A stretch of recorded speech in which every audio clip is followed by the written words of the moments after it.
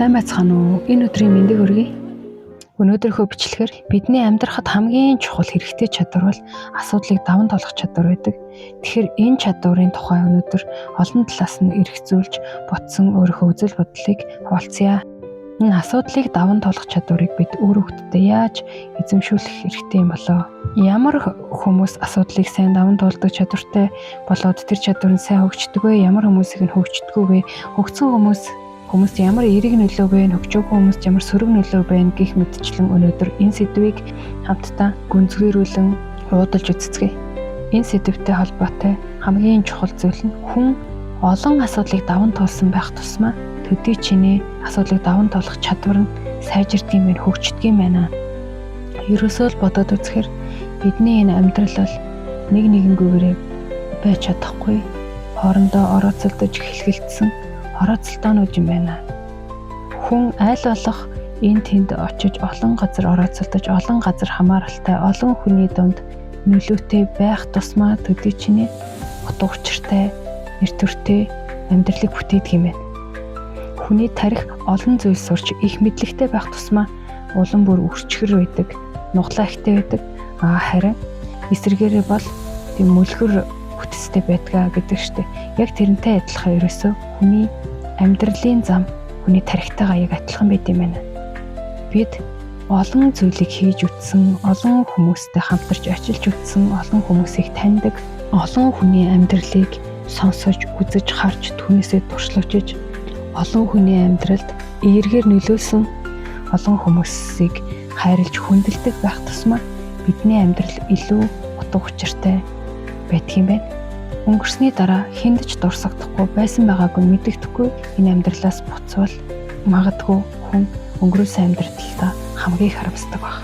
Ингээд бодоод үзэхээр бидний үр хөвгтдээ эзэмшүүлэх ёстой хамгийн чухал чадвар бол өөрийнхөө зүрх сэтгэлийн дуудлагаар орооцолдохыг хүссэн орооцолтооноо олж очиод өөрөө тэр дундаа ороод хэрхэн даван туулах вэ гэдгийг суралцаад даван туулаад гарч ирэх тийм чадварыг суулгах явдал юм шиг байна. Гэхдээ харин эцэг эхчүүд бид тэр боломжийг нь хүүхдүүдээсээ булааж авдаггүй байх хэрэгтэй юм.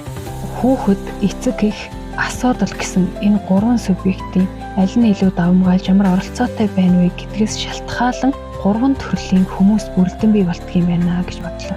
Эхний хэв шинжээ хүмүүс болохоор бэлэнчлэгчд, асуудалтай тулгархаас эмээдэг, өөрийгөө нөөдөг хүмүүс.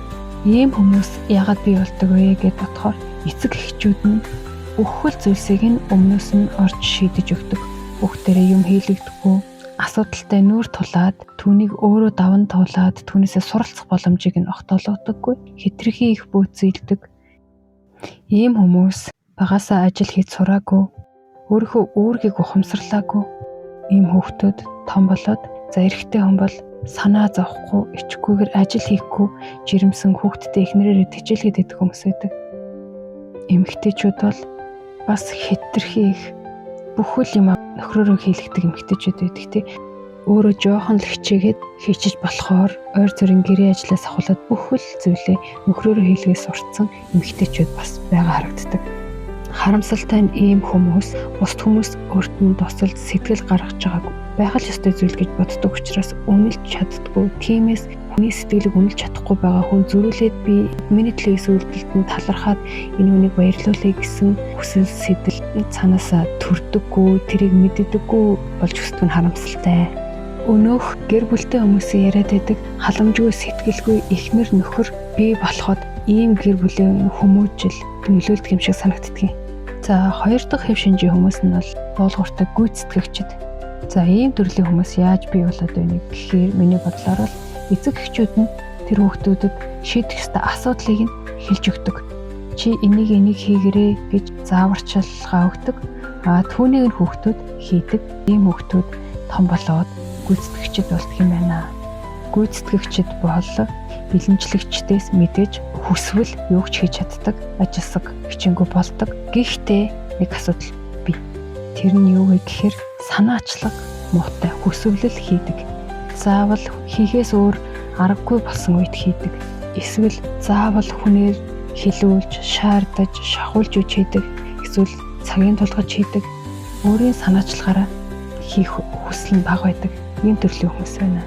шийдэх ёстой асуудлуудыг нь байнга зааварлаж өгөх нь мэдээж бүх асуудлыг өмнөөс нь шийдэж өгснөөс хамаагүй дээр боловч хэн ч хэлээгүй байхад, хэний ч санаанд ороогүй байхад хүнд туслаад өгдөг, хүн зориулаад сэтгэл гаргадаг, аливаа ажлыг хийдэг тийм төрлийн чадвар нь учир дутагдaltaй хөгждөг юм шиг байна.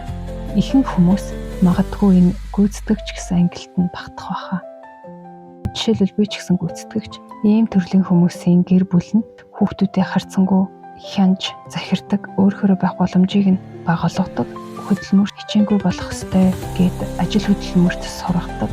Иймэрхүү гэр бүлийн хүмүүжлтэй гэр бүлүүдээс энэ гүйцэтгэгч төрдөг байхаа. За 3 дахь төрлийн хүмүүс бол өнөөгийн нийгэмд хамгийн хэрэгтэй ур чадварыг эзэмссэн хүмүүс. Ийм хүмүүсийг санаачлагтай, өнөө цагийн нийгмийн хүсэмжит хүмүүс гэж нэрлэж болно. Энэ санаачлагтай хүмүүс яаж бий болдг юм болоо гэж бодвол өнөөх орооцолдохыг хүссэн асуудлаа өөрөө зүрх сэтгэлийнхээ дуудлагаар хайж олоод түүнийгээ өөрөө даван туулаад түүнээсээ суралцдаг. Тэр хүүхдэд өөрийнхөө байх, өөрийгөө хөгжүүлэх эрх чөлөөг нь олгосон. Хүүхдийг ойлгодог, өөрийнх нь нөөц бололцоо, хүч чадлыг мэдрүүлж чаддаг, унтраадаггүй ийм эерэг харилцаатай гэр бүлээс энэ санаачлагтай бүтээгчд төрдөг юм шиг байна. Тэгэхээр бид нар өнөөдөр өөрсдөө ийм сайхан санаачлагтай хүн байхыг хүсэж байна. Өөрөөхдөө ийм хүмүүс болгож төлөвшүүлэхийг хүсэж байна. Одоо тэгвэл бүгдээрээ ер нь хүн яагаад заавал ийм идэвхтэй амьдрах ёстой юм бэ? Хүн ер нь яагаад ингэж олон зүйлийг туршиж хийсэн байх тусмаа амьдрал нь илүү үн цэнтэй утга учиртай байдгийм бэ гэдэг талаар эргцүүлээд бодъё. Бид өөрсдийнхөө амьдралыг хэвс нэгж байгаа үйл явцтай адилтгаад бодоод үзье. Хэвс нэгдэг гар машин дээр босоо маш олон утаснууд байдаг. Дээр доороос нь модон төхөөрөмжөөр татцсан. За тэгээд тэр доороос ахуулаад нэхэгддэг. За доод талд нь нэгдсэн байгаа хэсгийг бидний өнгөрсөн амьдрал гэж бодчихъя. За тэр босоо утаснуудыг бол бидний амьдралд тохиолдож болох боломжит олон үйл явдлууд гэж бодчихъя. Яг одоо цагийг бол тэр хэвс яг одоо нэхэгдэж байгаа хөндлөн утаснууд явж байгаа тэр процесстэй адилтгаад бодчихъя. Би явцсан хүрээнд амьдардаг, цөөхөн найзтай, цөөхөн танилтай, хүмүүст баг тусалдаг, ийм нөлөө багтай хүн байлаа гэж бодоход би нэг цөөхөн 5-6 утсыг ториол энэ улаан утсаа сүлжсээр байгаад энэ амьдралаа энэ хэвсээ дуусглаа гэж бодъё. Тэгвэл хэвсний зохицол яаж харагдах вэ? Хэвсний хээ яаж харагдах вэ? Уг нь нөгөө улаан өнгө чинь хэвсний тал бүрддэг шимтэйгээр маш өнгө үзэмжтэйгээр сайхан орсон бижиж үзэсгэлэнтэй хэвс болно шүү дээ. Гэтэл ерөөсөө нэг цөөхий дууцыг дагаал би өөрийгөө сүлжээд исэн бол хэвс нэхэгдээд дуусны дараа нэг урт улаан зураас л харагдан тийм ээ. Гэтэл би өөрийгөө сүлжиж болох хэдэн мянган хэдэн зуун босоо утас байсан шүү дээ. Тэр боломжуудыг би гүйцэд ашиглаж чадаагүй. Тэгэхээр ерөөсөө хэвсний босоо утасууд шиг хүн гэдэг амьтанд хийж бүтээж болох асар их зүйл байдаг. Ийм гайхамшигтай шинж чанартай. Тэгэхээр хүн яагаад өдөр тутмын нэгэн хэвийн амьдралаар олон жилийг өнгөрөөж амьдралаа өрсөний дараа харамсах вэ гэхээр ерөөсөө асар их гайхамшигтай энэ өгсөн бэлгээ би чинь бүрэн ашиглаж чадаагүй штэ. Би тийм юм хийж үзэхгүй яваа, тийм юм дуршиж үзэхгүй яв, тийм сурж үзэхгүй яв гэсэн ийм хараасал байдгийн байна хүнд. Хүн бусад амьтдтай харьцуулахад асар их нөөц бололцоотой. Тэр асар их нөөц бололцоогоо дайчилж ашиглаж чадахгүй байгаа хүний дотоод сэтгэл аяндаа давчдуулаад сэтгэлээр унгаад өөрт нь хилээд өгдөг. Хүн тогтоол ус шиг нэг дороо үжирч муудах тавилангүй урсгал ус шиг байн гурсаж хөдөлж ахиж хөгжиж дэвсэж явах. Тэр хүнийг хөгжүүлдэг гол зүйл нь ерөөсөө хүн хоорондын харилцаа, амьдралын олон тулгарх асуудал бэрхшээлүүд. Бидний ерөөсөө өдөр тутамдаа санах ёстой зүйл бол за миний оролцож болох юм юу байна вэ? Би одоо энэ амьдралдаа нэмээд шинээр оруулж ирж болох асуудлууд, шинээр оруулж ирж болох ажил, харилцаа, шин танилуд юу байна вэ? Би яаж энэ нийгэмд оролцоогоо нэмэгдүүлж болохоор байна вэ гэд өөрөөсөө асуух хэрэгтэй юм шиг байна. Жишээлбэл би өөр дөрөв бодоод үзэхээр өдөр бүр л тавтагддаг нэгэн хэвийн юмнуудаа удаан хугацаанд хийж явж байгаад арай хэмнэлээ өөрчлөөд хүүхдүүдийнхээ эцэгхийн зөвлөөс зохион байгуулж байгаа арга хэмжээнүүдэд идэвхтэй оролцсны дараа хүмүүстэй тогтоосон тэр сайхан харилцаа, хүмүүсээ суралцсан зүйлүүдтэй сэтгэл их хангалуун сайхан болдог.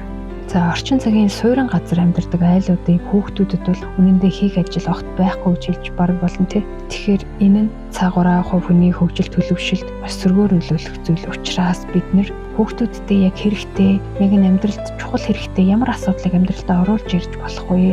Хүүхдэд маань одоо ямар асуудал хэрэгтэй байна вэ? Надад ямар асуудал хэрэгтэй байна вэ гэж өөрөөсөө байнга асууж явах хэрэгтэй юм шиг байна.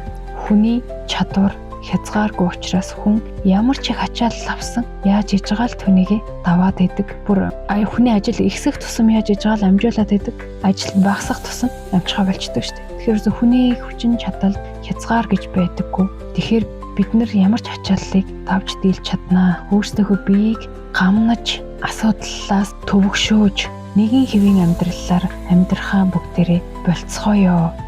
Өөрт чинь баяр баясгал өгөх, өрөөхтүүд чинь хүмүүжүүлэхэд тустай, шинийг суралцахад тустай асуудлуудыг хайж олдог байя. Одоо жишээлбэл амралтын 2 өдөр утсаа орлоод гэртээ хөвтөд үждэг хүмүүс байлаа гэж бодоход тэгвэл тэр амралтын өдрүүдэд илүү үр дүнтэй ашиглаад хүүхдүүдэд дагуулж гараад байрныхаа ойр орчмыг сайн дураараа цэвэрлжүүлнэ.